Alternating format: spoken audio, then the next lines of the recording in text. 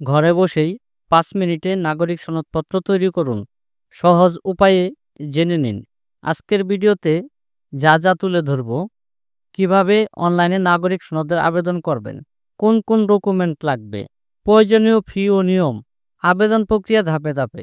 ভিডিওটি দেখুন এবং নিজের নাগরিক সনদ নিজেই তৈরি করুন। আর এড়িয়ে চলুন দালাল বা অতিরিক্ত খরচ। ভিডিওটি ভালো লাগলে লাইক, শেয়ার ও সাবস্ক্রাইব করতে ভুলবেন না। কমেন্ট করে জানিয়ে দিন আপনার মতামত, আমি উত্তর দেওয়ার চেষ্টা করব। নাগরিক সনদ করার জন্য সর্বপ্রথম চলে যেতে হবে আপনাকে একটি ওয়েবসাইটে। আমি একটি ব্রাউজার ওপেন করে নিচ্ছি। ওয়েবসাইটের লিঙ্ক ভিডিওর ডিসক্রিপশনে দিয়ে দিব। এই ওয়েবসাইটে আসার পর সর্বপ্রথম এখানে ফ্রি নাগরিক অ্যাকাউন্ট লেখা আছে, এখানে একটা ক্লিক করতে হবে। এখানে ক্লিক করার পর এখানে ৩টা ট্যাব আছে। প্রথম ট্যাবটা হচ্ছে জন্ম নিবন্ধনের মাধ্যমে, দ্বিতীয় ট্যাবটা হচ্ছে পরিচয়পত্রের মাধ্যমে, তৃতীয় ট্যাবটা হচ্ছে সাধারণ নিবন্ধন। আপনি যদি ভোটার না হয়ে থাকেন, তাহলে আপনার যদি জন্ম নিবন্ধন থাকে, জন্ম নিবন্ধনের নাম্বার এবং জন্ম তারিখ এবং একটি আপনার সচল মোবাইল নাম্বার দিয়ে নিবন্ধন করতে পারেন।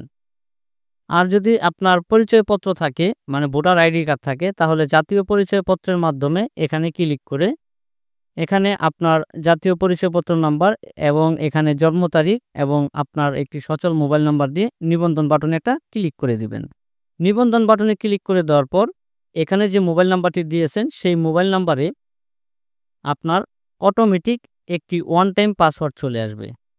তারপর এখান থেকে লগইন বাটনে ক্লিক করবেন। লগইন বাটনে ক্লিক করার পর এখানে আপনি আপনার মোবাইল নাম্বারটা দিয়ে দিবেন এবং এই পাসওয়ার্ডের ঘরে আপনার ফোনে SMS এর মাধ্যমে যে ওয়ান টাইম পাসওয়ার্ড চলে আসছে, সেই পাসওয়ার্ডটা দিয়ে লগইন বাটনে একটা ক্লিক করে দিবেন। তো আমি লগইন বাটনে ক্লিক করে দিচ্ছি। লগইন বাটনে ক্লিক করে দেওয়ার পর আপনাদের এখানে একটি অপশন আসবে যে আপনাদের প্রোফাইল, এখানে এই যে আপনাদের প্রোফাইল ব্যবস্থাপনা, এখানে একটি অপশন আসবে যে আপনাদের প্রোফাইল 100% কমপ্লিট করতে হবে এবং 20% কমপ্লিট হয়েছে। সর্বপ্রথম আপনাদের প্রোফাইল আপনাদেরকে 100% কমপ্লিট করতে হবে। 100% কমপ্লিট করার জন্য এখানে যে ট্যাবগুলি আছে, এখানে ক্লিক করে আপনার তথ্যগুলি আপনি লিখে নেবেন। বর্তমান ঠিকানায় গিয়ে বর্তমান ঠিকানাগুলি টাইপ করে ফিল আপ করবেন। স্থায়ী ঠিকানা টাইপ করে ফিল আপ করবেন। শিক্ষাগত যোগ্যতা যদি থাকে সেটা টাইপ করে ফিল আপ করবেন। এগুলি ফিল আপ করার পর অটোমেটিক এখানে দেখাবে যে আপনার 100% ফিল আপ হয়ে গেছে। এই 4টা ট্যাব ফিল আপ করলেই, 4টা করতে হয় না, সরি, 3টা ট্যাব ফিল আপ করলেই আপনাদের এখানে দেখাবে যে 100% কমপ্লিট হয়ে গেছে। এখন হচ্ছে আবেদন করার পালা। আবেদন করার জন্য আবার আপনাকে ড্যাশবোর্ডে ক্লিক করতে হবে। ড্যাশবোর্ডে ক্লিক করার পর এখানে দেখতে পাচ্ছেন নাগরিকত্ব সনদ লেখা আছে, এখানে একটা ক্লিক করবেন। আবেদন করার জন্য যেসব কাগজপত্রগুলি লাগবে তার ভিতরে আপনার 1 কপি ছবি লাগবে, আপনার ভোটার আইডি কার্ড লাগবে, আপনার পিতা ও মাতার নাম লাগবে এবং আপনার বর্তমান ঠিকানা এবং স্থায়ী ঠিকানা লাগবে। এই জিনিসগুলি আমরা কিন্তু অলরেডি টাইপ করে ফিল আপ করে ফেলেছি।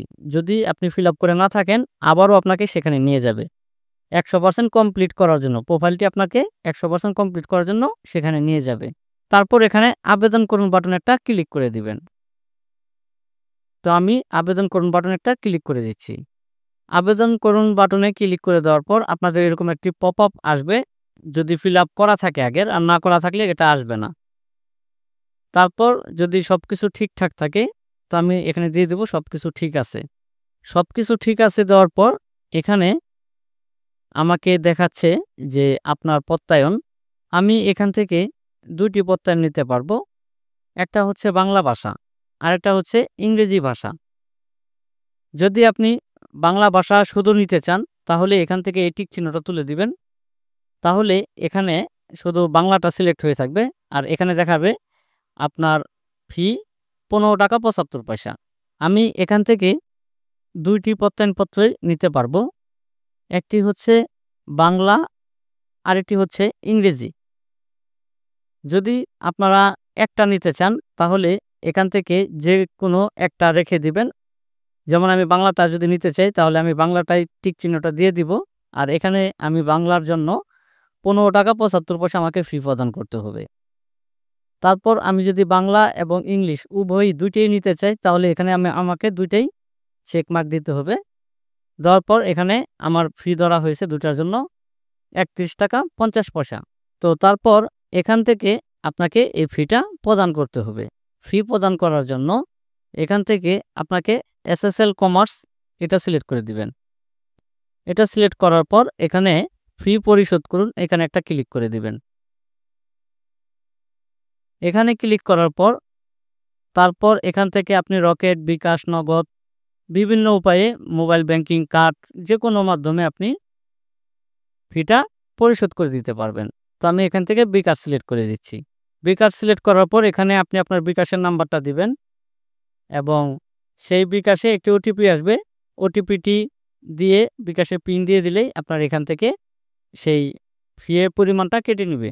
ফি দেওয়া হয়ে গেলে তারপর এখানে আপনাকে একটা প্রিন্টের জন্য অপশন দিবে। এই ওয়েবসাইটের ভিতরেই আপনাকে একটা প্রিন্টের জন্য অপশন দেওয়া হবে। তারপর সেটাকে প্রিন্ট করে আপনি আপনার সিটি কর্পোরেশন অথবা ইউনিয়ন পরিষদে নিয়ে জমা দেওয়ার পর আপনাকে ১ দিনের মধ্যেই আপনাকে সেই প্রত্যয়নপত্রটা বা নাগরিক সনদ সেটা দিয়ে দেওয়া হবে। তো এই ছিল আজকের মতো ভিডিও। ভিডিওটি দেখে যদি একটু উপকার হয়ে থাকে আর আপনি যদি আমার চ্যানেলের নতুন দর্শক হয়ে থাকেন, তাহলে অবশ্যই চ্যানেলটা সাবস্ক্রাইব করে দিবেন। আর যদি অলরেডি সাবস্ক্রাইব করে থাকেন তাহলে আপনাকে অসংখ্য ধন্যবাদ। আসসালামু আলাইকুম।